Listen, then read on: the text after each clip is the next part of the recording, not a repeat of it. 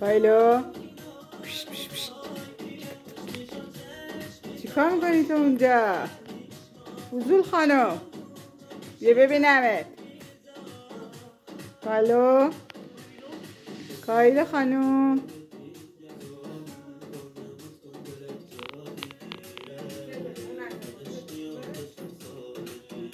بیرو داری چیکار میکنی؟ ببینمت.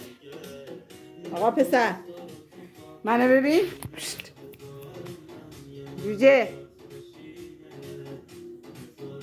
بیرو. سلام خانم. سلام زیبا. قایم شد اونجا دختر مامان. نفس مامان. جگر مامان.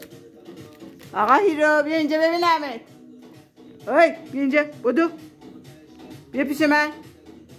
با تو هم دراز اغلو. نگاه تو رو خدا چی پیدا کردی باز؟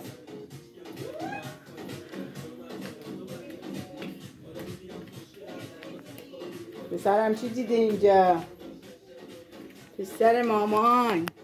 جیگر مامان. چی دیده مامان؟ چی پیدا کردی باز؟ باز چی پیدا کردی؟ ها؟ به من بگو. کجا؟ اول جواب منو بده. حاجی نه. سلام علیکم خانواده جمعن. خانواده پدر سوخته ها. همه با هم. همه اومدن اینجا. همه فضولا جمع. کایلو فضولیاتی کردی؟ آره؟ خسته شدی؟ رفتی اونجا بازی کردی؟ نقره رو نگاه رفته کجا؟ نقره خانم رفته کوچه رو بیرون نگاه میکنه. آره؟ دخترم داره بیرون نگاه میکنه. وای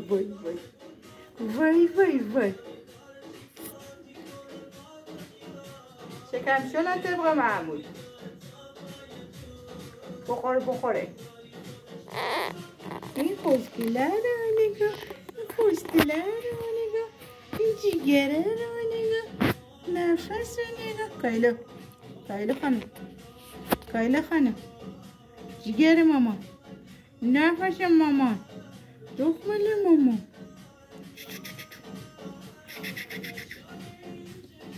بیا بریم نقره میزنه. کایلو بیا با هم بریم از اینجا. منو کایلو بریم. یک عدد کایلوی فضول. یک عدد دختر بود. بشین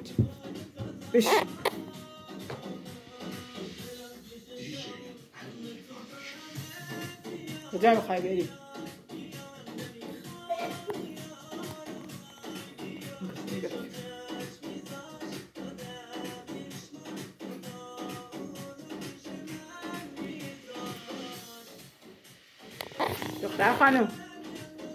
دختر خانم دنبال چی میگردی تو؟ کایلو جیگر ماما.